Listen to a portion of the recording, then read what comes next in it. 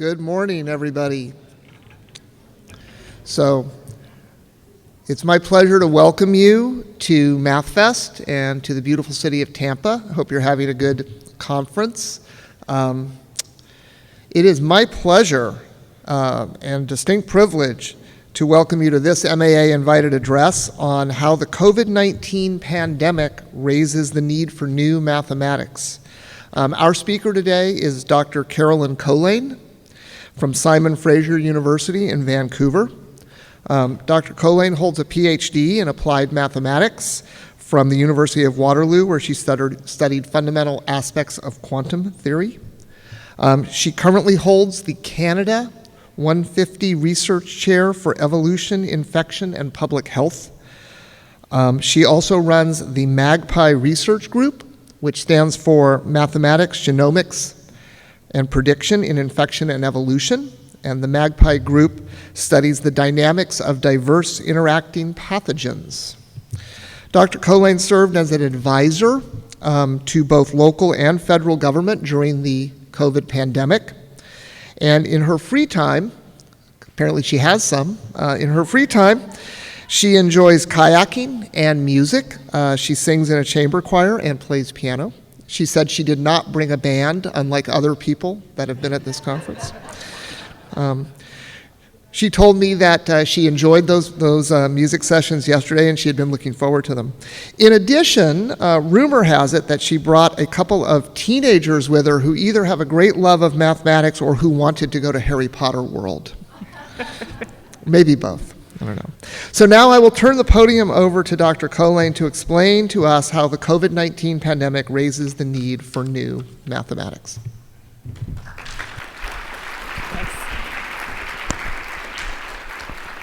Good morning, everyone. Thanks so much for the kind introduction. I'm honored to be here, and it's great to be at MathFest for the first time. And indeed, I did bring teenagers, one of whom both likes mathematics and Harry Potter. The other maybe more, a little bit like just the Harry Potter, but she's 12. She'll grow into it. So it's great to be here, and I'll start without further ado. So I'm going to contrast my talk with what I would think of as a kind of classical mathematical biology setup. And we need classical math bio. It's great. I love it. There are posters in this domain, and we've done a lot of this kind of work for provincial government, for federal government, for media, for colleagues during the pandemic. But I'm going to contrast my talk to this setup, but I'll just describe it first. So in a classical math bio setup, we would have a mathematical description of a system, like a set of ordinary differential equations or a stochastic model.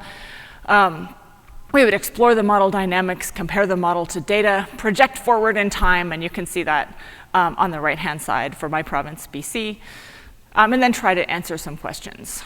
In contrast with a statistical model, we would have a distribution, a mathematical distribution that describes the data, what's likely, what's unlikely, and from that we might try to do inference. I think that's kind of quite a contrast, and I think one of the things we do need in this area is really more merging of the two, because we do want to understand something about data and how it's distributed, but we also want to build mechanistic understandings of the processes around us in mathematical language and then see what we can learn from them. Okay, so here's an outline of the talk. The take-home message really is in the title. I think the pandemic and infectious disease generally brings us the need for new kinds of mathematics, new kinds of mathematical models that are not in the rich and lovely space of building ODE descriptions or other descriptions of our systems and running them forwards in time and studying their dynamics. So I'm going to do two parts. I like these multi-topic talks. If one of the topics doesn't work for you, you can sort of let it wash over you, and maybe the other topic works for you. So there's two topics in the talk. The first one is a combination of a really simple mathematical model and a fairly straight statistical method that helps us understand transmission using really limited data. And the second part is about trees and tree metrics that bring together rich data and mechanistic models. So I will start with part one. All right, so imagine it's summer 2020, 3 years ago, 3 long years, seems like another world. There were no vaccines yet, hadn't been licensed. The economy was reopening anyway, and COVID transmission was a problem. People were really worried about it. And in worrying about it, they proposed things like plexiglass shields and washing your hands and wearing masks and having social bubbles and having distancing guidelines and having capacity restrictions and so on. But which ones should you use? If you're an event organizer, let's say you want to organize a mini MathFest in the summer of 2020, and you want to know, like, there's going to be these tables and people are going to be spread out, or are we going to have social bubbles where you have to attend in your little pocket of people, or are we going to have plexiglass between the tables? What are we going to do, and why? So there were some famous outbreaks already described at the time, and there was some limited data about them. In one, the first one, there was, I think there was a choir practice in Washington that had 52 of the 60 members of the choir likely infected in a 2-hour rehearsal. There was an entire class of students in Trois-Rivières, Quebec, where I think 24 students caught COVID-19 in the one class, probably from one exposure. More than 100 wedding guests, 16 people at a Berlin nightclub. So fears were growing, and of course these were high-profile outbreaks, and they were big, and that's one reason they were high-profile, and so we heard about them, so of course there's a bias there. But it started us thinking, given that there's nothing else available at the time, we couldn't do vaccination, can we make a simple mathematical model? And I like this model because it's accessible with essentially high school or first-year mathematics, but I think we learned something new from it, so I wanted to tell the story. All right, so we're going to consider an event that lasts a total time t. Most events, we know something about t. Lunch is never 8 hours long. Lunch is 1 or 2 hours long, and so on. So we have a total time t, and we imagine COVID is pretty rare. There's outbreaks everywhere, but we're going to imagine the setting where there's going to be only one infectious individual at our event, because it's pretty rare. People didn't have a lot of COVID, at least in Canada, in summer of 2020. So if an individual comes, one individual, and they're in contact with a single susceptible individual for a time tau with a constant per unit time probability of transmission, beta, then the probability that the susceptible becomes infected is just given by 1 minus e to the minus beta tau. I would point at this if I had a pointer, but I don't because they have the computer. Anyway, so apologies if there's too much reading. And that just comes from not being infected in all of the little time intervals. That gives you the e to the minus beta tau. And if that doesn't happen, the person was infected at some time. Okay, so then if that infectious individual, instead of contacting one person, they contact k people, the expected new number of infections is just k times that. And then let's imagine that instead of sitting with the one table at lunch or at this talk, you're not going to move tables, you're going to sit with one. But instead of doing that, it's more like a cocktail party or something where you might talk to 3 or 4 people at a time, and then you move around to another group of 3 or 4 people. So the cocktail party lasts for 2 hours, but let's say every 10 minutes, the infectious person moves around, and so they've talked to how many people over the total period. Okay, so that actually gives us a number that we called R event. You heard about R, you've probably heard about R naught if you like infectious disease modeling.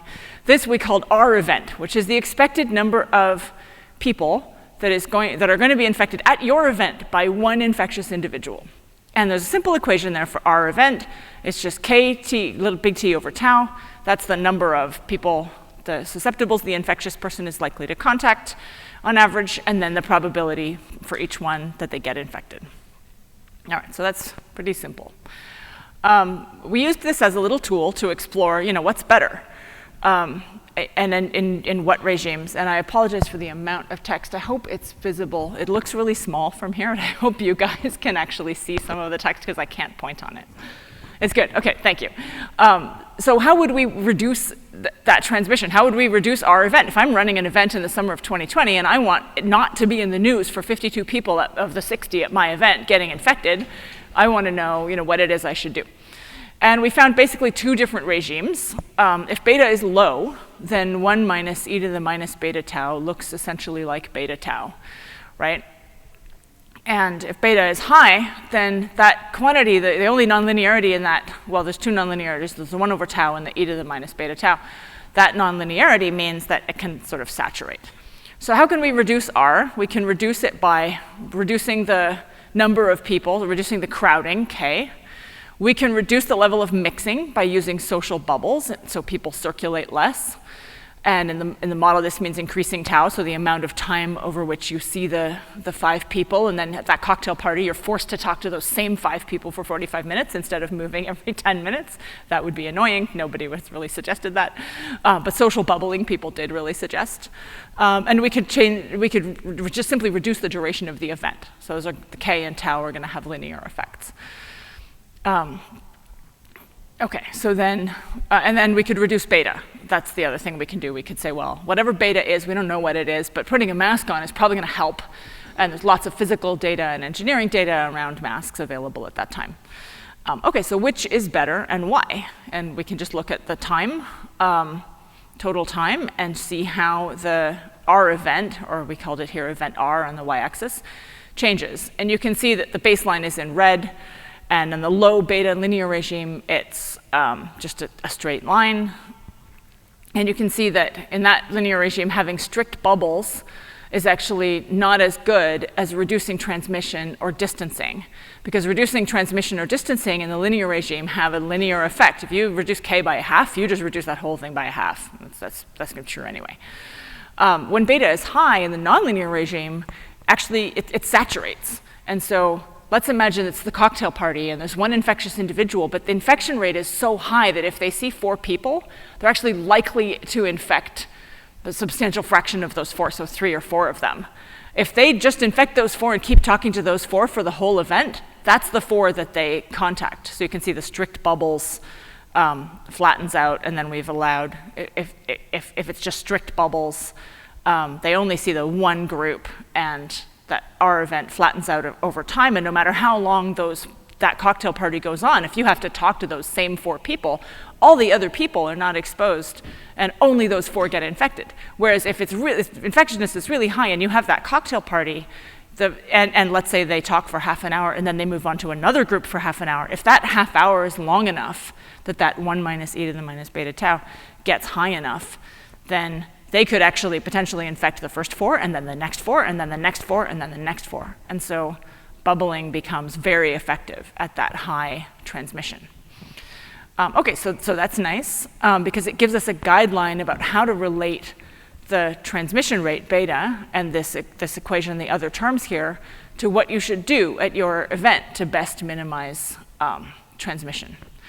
All right, but from an applied point of view, there's a problem here, right, which is that we don't know beta. We don't know the transmission rate.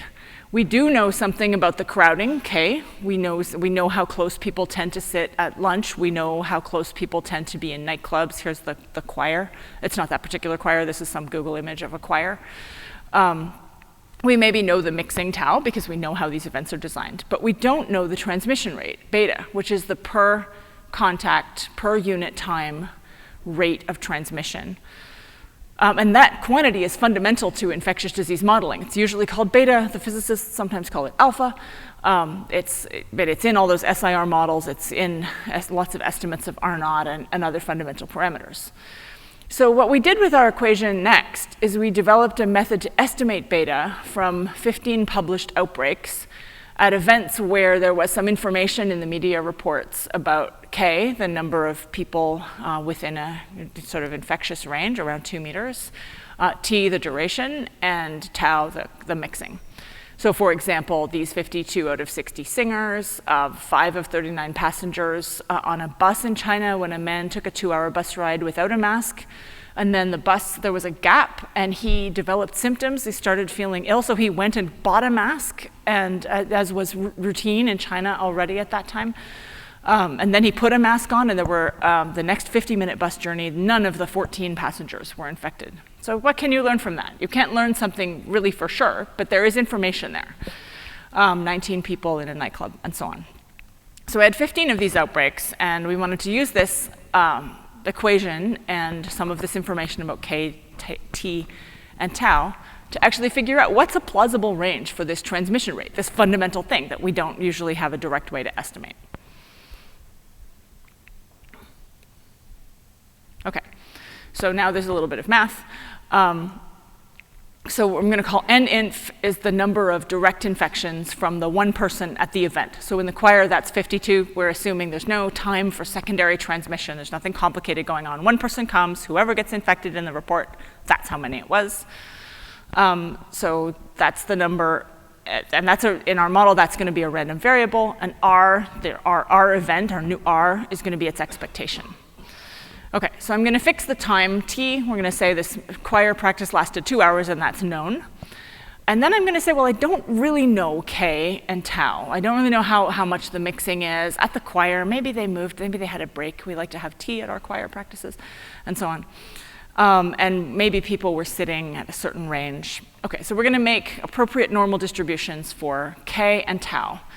And there's a fun way that we did that. We had some students, and we asked them to get some Google images, and we got Google images of all these kinds of events, and then we drew ellipses on the Google images, and we worked out from basically looking it up that the average human shoulder width is 40 centimeters, so that gave us a sense of scale for our Google images, and we actually figured out what is an estimate of k, the number of people in the around 2-meter radius of someone at a nightclub or a choir or a lunch or a wedding or whatever. So that was good fun. Those links are in the paper, which I'll show you the header of later.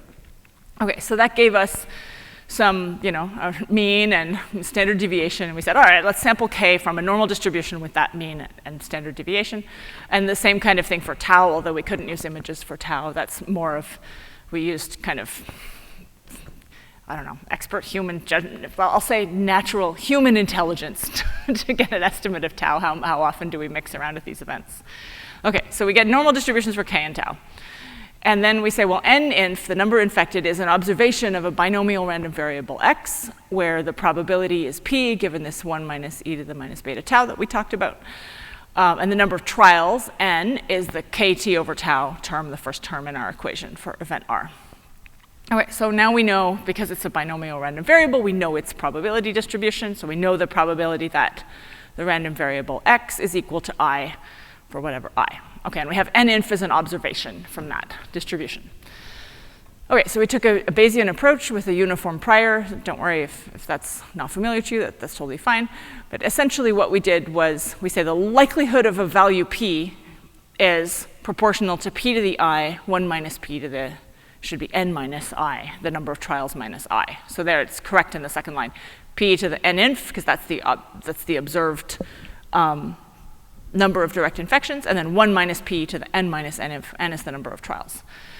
Okay, so we can actually sample from that distribution. That's easy to do in something like R. You just ask for random variables distributed that way. And then we can invert that to get beta. So we sample from that, we invert that to get beta. We have these normal distributions for k and tau. So that links in n to k and tau. So we have, for every n, we draw a sample of k and tau from our normal distribution, draw a sample from this binomial random variable, and then invert to get beta. So that gives us actually a way to estimate a bunch of feasible betas that are consistent with the data that we have. So, and here's what we found. We had the type of outbreak is listed on the bottom, and they're kind of loosely roughly from lowest to highest transmission rate. In the low range for beta, the probability is around 2 to 5% per contact per hour, so if the individual is there. And the lowest ones were kind of household transmission and the funeral. And then the highest was a whopping 100 times more than that, 10 times more than that, about a half per contact per hour. So that's getting into the saturating zone, right? Where if you're talking to 4 people and there's a probability of a half per contact per hour, you talk to them for an hour, 2 of them on average will get infected. If you move on to 4 more people in the next hour at your conference, then you'll infect more to get to that saturation. And events with speaking, singing, and eating tended to have higher betas than events without, but of course there's only 15 outbreaks here. We can't really say anything statistically about that. Okay, so that's kind of cool. It gives us the first, to my knowledge, the first direct estimate of the transmission rate that doesn't involve fitting a dynamic transmission model to data. Okay, if you want to read more about event R and see some of the Google image links that we used, we published this in November of 2020 in PNAS, and there's a supplement there with some of these. Okay, but of course you may be thinking, you used these newsworthy outbreaks. There were lots and lots of choir rehearsals at that time where nothing happened and then it wasn't reported in the news. So can you estimate something about that bias? We did a little bit of work on that in the paper, and we found that if all the transmission rates were actually equal, that bias would likely not be too strong. But, of course, that's not true. Different choir practices, and in particular different index cases, will probably have different transmission rates. You might have someone with a really high viral load who's like singing their heart out. Maybe they're going to be more infectious than someone who doesn't have much viral load. They're only just a little bit infectious, and maybe they're farther away or they're a bit quieter. So the value range we identified, of course, is possible. So it's relevant for understanding transmission, but it doesn't really tell us anything about a typical choir practice because we don't have systematic data. So and adjusting for that would actually require data on exposures that did not lead to outbreaks and on similar outbreaks where there was systematic collection of data, and from that you could do better estimates. Okay, so now we're going to fast forward more than a year. It's going to be 2021. And a year's gone by, vaccines are rolling out. There's been a big debate about schools. And in particular, volunteers crowdsourced data about outbreaks and exposures in schools, and that included data on outbreaks where someone came and they were later found to have COVID, they attended the school, and the number of onward cases, and maybe that number was 0, but it was still systematically reported. And these are some of our collaborators, ran this crowdsourcing website, and the aim was to increase transparency about COVID risk in schools, of course. And that's actually the perfect kind of data for building on this estimation. All right, so I'm going to briefly capture the school debate. This is probably very, maybe hard to go back to for some of us. Okay, so this is my 1-minute summary of the entire COVID school debate. On the side of don't close schools, rates of COVID were not higher in kids than in others. Kids have less severe disease with lower risk of hospitalization, more likely to be asymptomatic and not notice they have COVID. There were some context studies that found many instances where a child attended school with COVID and there were no onward transmissions. And of course, schools are important. Closing them is costly for kids, for adults, for the economy, Okay, so that's the best, my best case on the don't close schools side. On the yes, consider closing schools or close them side, I would summarize the argument that some outbreaks in schools and among children were very large, even though many contexts lead to no onward transmission, the occasional one that's really big. Schools are part of our communities and they contribute to community transmission. Children are impacted. It's not just whether they get COVID. If their parents or grandparents or carers get COVID, that's a huge problem, and I hope you don't. I know cases where the child brought COVID home and the parent was severely impacted and essentially unable to participate in life for a year or more because of long COVID and only slowly recovering now. So that's a huge impact on a child. And children can get severe COVID, long COVID, MISC, and other serious impacts. So I would say, both of those arguments are sensible. They make sense. It's really a value question and quantitative question. To what extent are these different phenomena important? And studies on the impact of school closures on overall transmission also had mixed results. So because the school closures were often not the only thing that was being done, and so it's very hard to unpack the impact of school closures compared to other things that were happening at the time, in the context of other things, other confounders. All right, so we looked at these Canadian cluster data, and this plot just shows the number of clusters and the number, so that's on the left, the day exposures per day, and that's smoothed.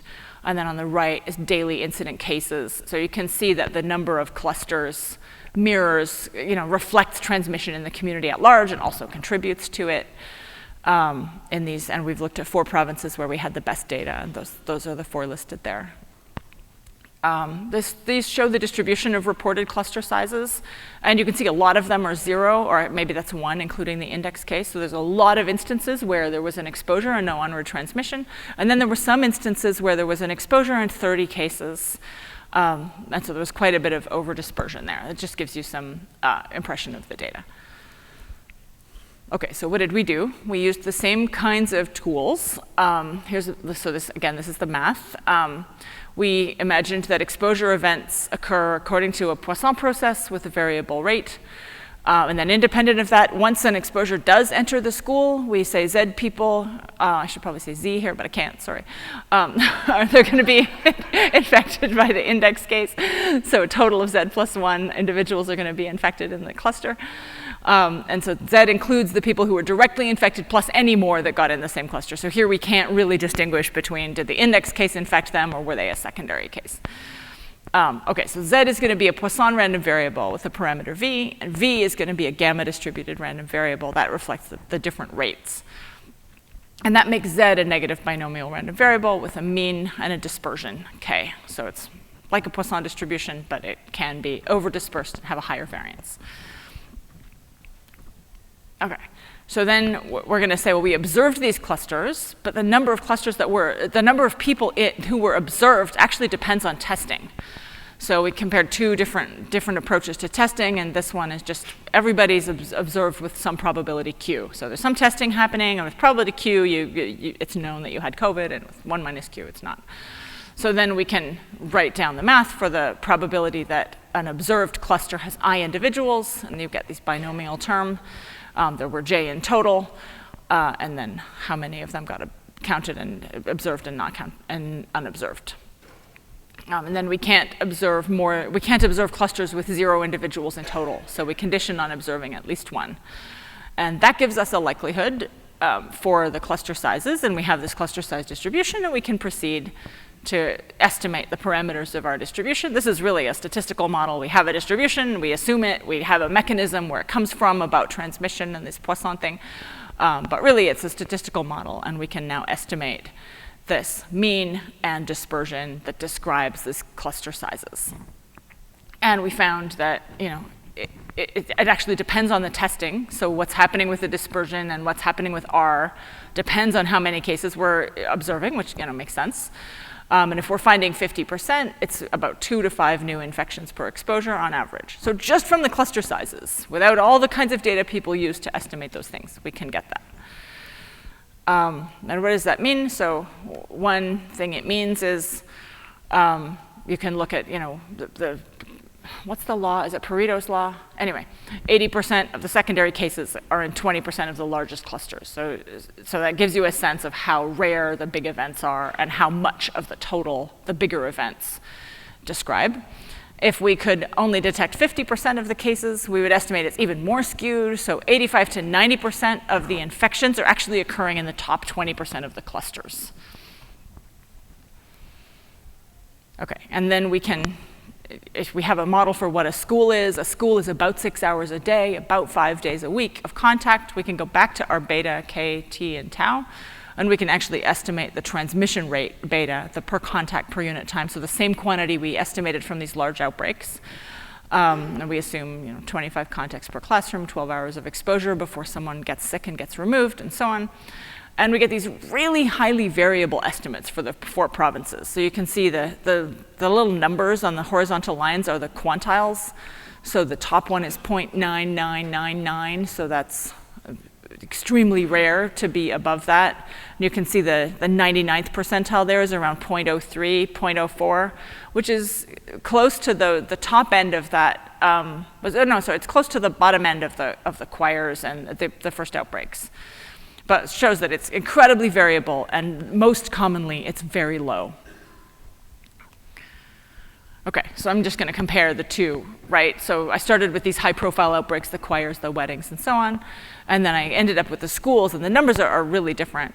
And so you might ask, well, can both of these be true? And I would say I think they can. In the famous super spreader outbreaks, they were all adults. There's no mitigations in place, and they're newsworthy. Right, in the school clusters, they're in kids, who we still think are less infectious, or at that time in 2020 and 2021, are less infectious than adults. There were mitigations in place in a lot of schools in Canada with distancing measures, lots of hand washing, reduction of risky activities, cohorting, some of them, and so on, the kinds of bubbles and stuff that we talked about. And of course, they were not necessarily newsworthy, right? So. But if you compare them, they're not that radically different. We go up to 0.5. So we do have the adults are much higher than the the kids, so the adults and the not newsworthy and whatever on the right-hand side, and the one from schools on the left. But I think they can both be true, and I think they resolve some of the paradox in that schools debate. Let's see if I have a slide about that. I do not have a slide about that. And now I've scooped my data joke. Bummer.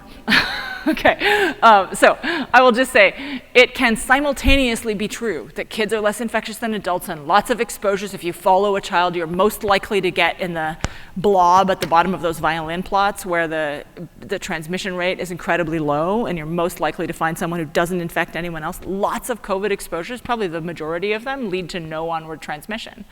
But there's enough that do that we have a global pandemic. You can't assume that lots, most is all, because it's actually driven by that incredibly large dispersion and those more rare events that actually cause the majority of onward infection. Okay. And if you want to read more about COVID in schools, in the first of these papers, which I think was the PLOS Comp Bio one, I wrote an introduction that kind of summarized the schools debate and talked about one of our school models, and the other one talks about this work with COVID Schools Canada. Okay, so summary of part one, there's data, and it's insufficient. We used novel combinations of sort of really simple statistical and mathematical models, but we actually learned something about COVID transmission. We estimated this quantity beta that's almost never available, but fundamental in infectious disease models. And we did it with very limited data on just cluster sizes. And that's nice because if those of you who worked on COVID probably know and remember that it was actually really hard to get good quality data, especially at the individual level. So these kind of who's in contact with whom data are very private. They're not shared. Public health labs were understandably busy and not prioritizing necessarily giving data to the research community, even though I think we did need to know some of these estimates. Okay, I'm going to move on to part two, and part two is shorter, so don't worry. I've got a timer going down here, so I don't know what happens if that thing gets to 0. Maybe there's like alarm sound or something, but I don't intend to find out. Maybe the stage, maybe something drops here and I go down.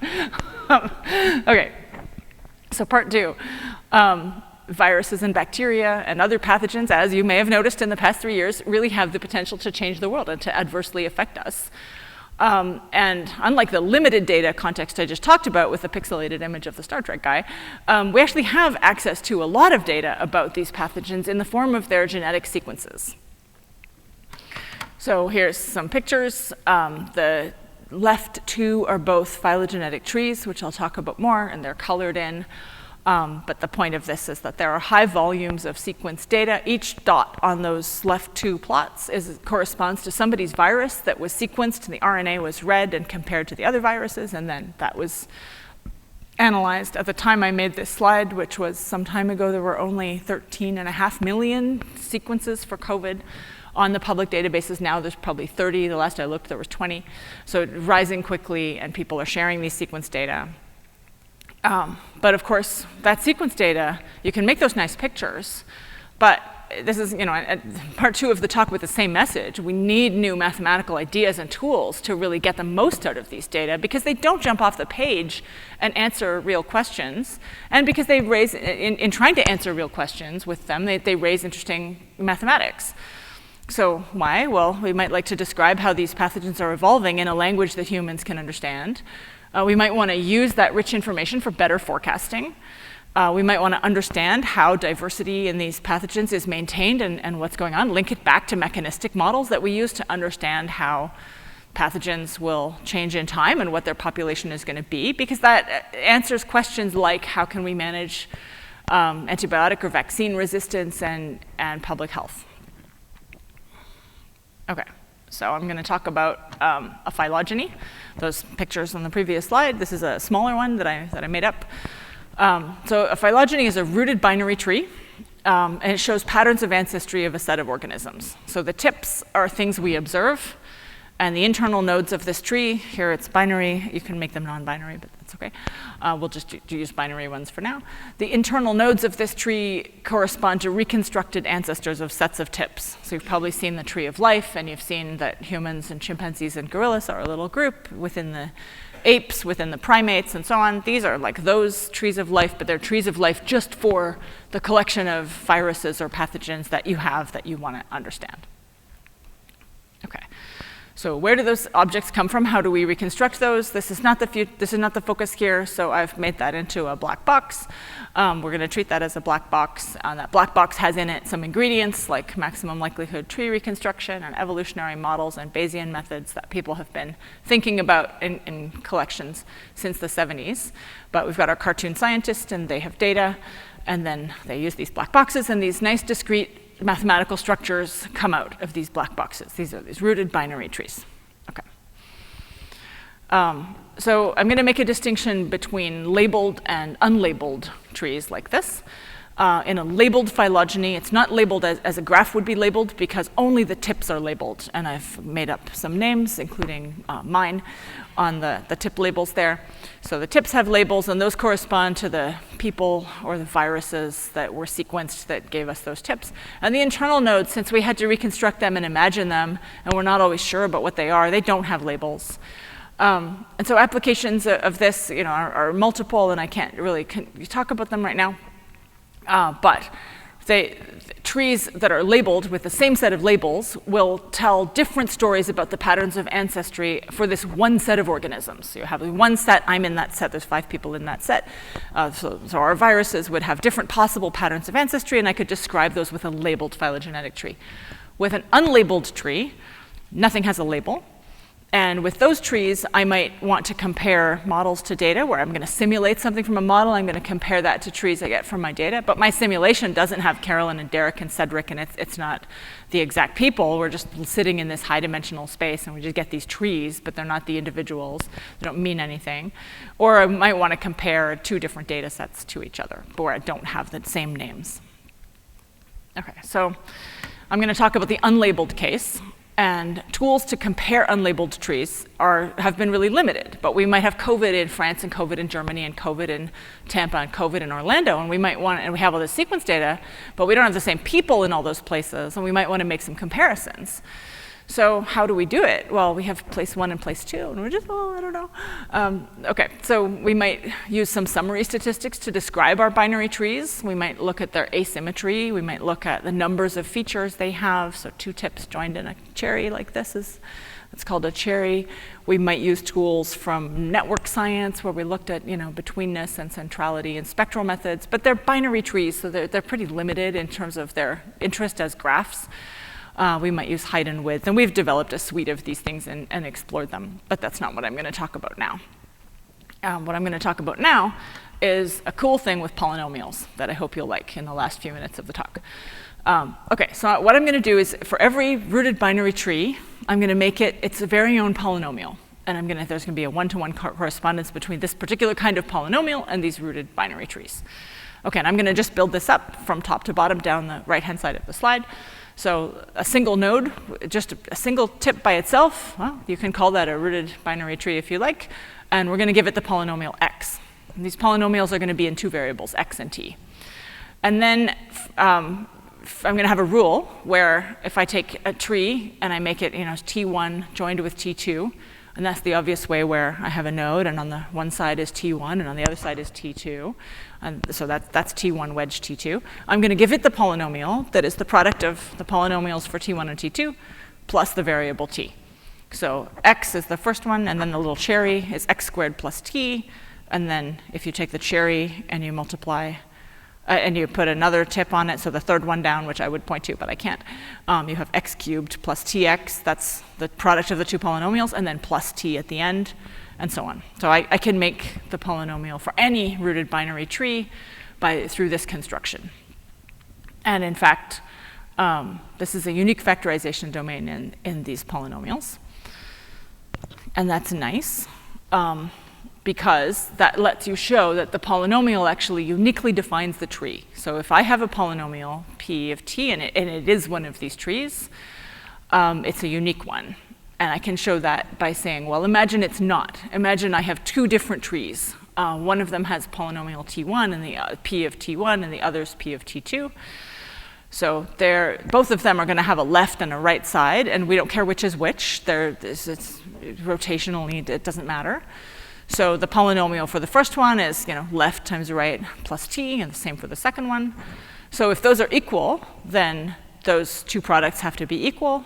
And since these are irreducible, these polynomials, they're like primes in the space that they live in, the only way that can happen is if L1 and L2 are isomorphic, or L1 is isomorphic to R2 and so on. So the trees actually have to be the same.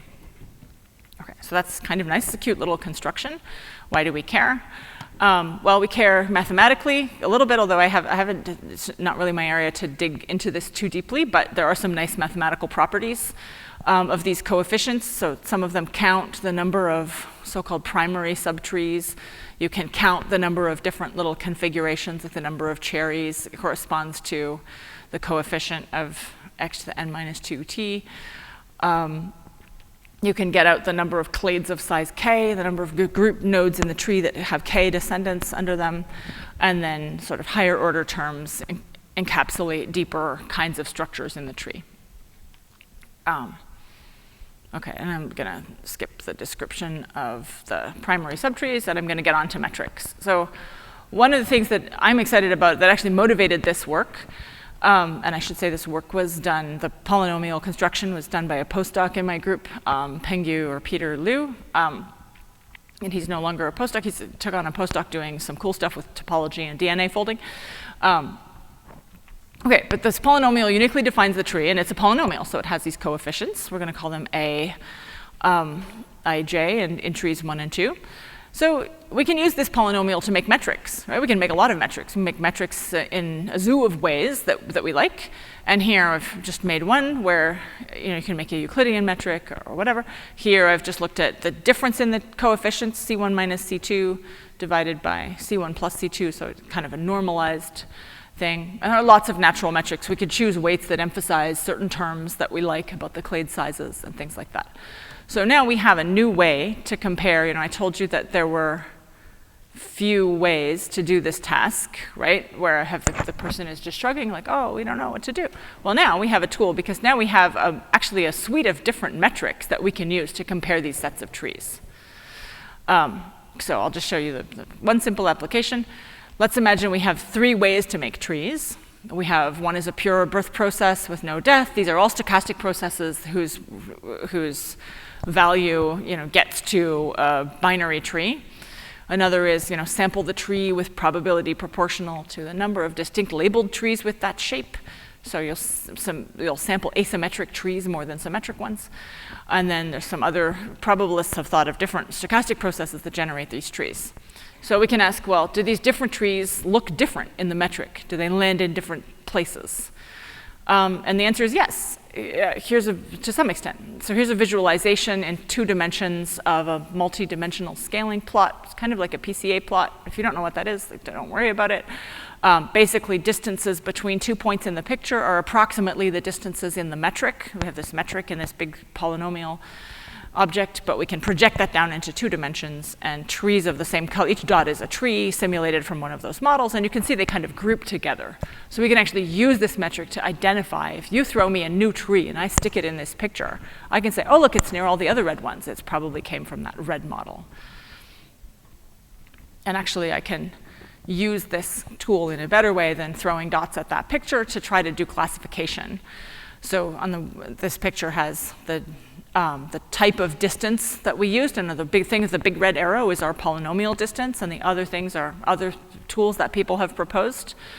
And we tried to, we performed classification by essentially grouping a simulated tree with other trees that it was near according to these different metrics. And then we asked, how wrong are we? And our polynomial metric had a lower misclassification rate than these other tools that people had used. Okay. So if you want to read more about trees and metrics, there are lots of cool things. There's a paper, which I've highlighted here towards the middle on the right-hand side, which is not by us, geometry of the space of phylogenetic trees, and that it constructs a space where you can build geodesics. People have thought about the tropical geometry of these things. We've had metrics on these shapes and on labeled and unlabeled trees.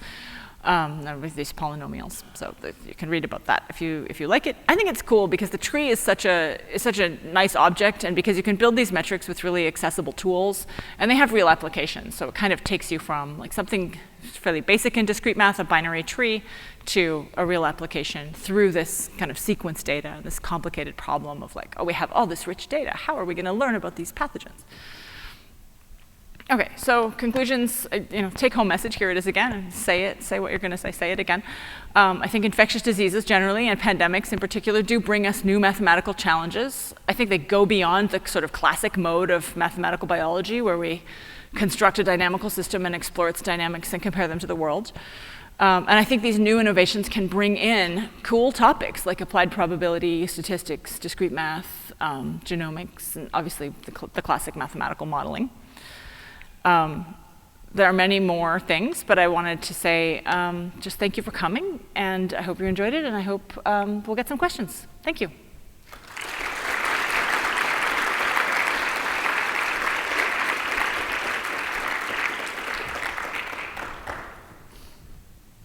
Thanks. Okay. All right, well, thank you, Dr. Colijn. We do have time for some questions. So if anybody has a question, we would like you to go to one of the two microphones, one there and one there, so that it ends up on the recording.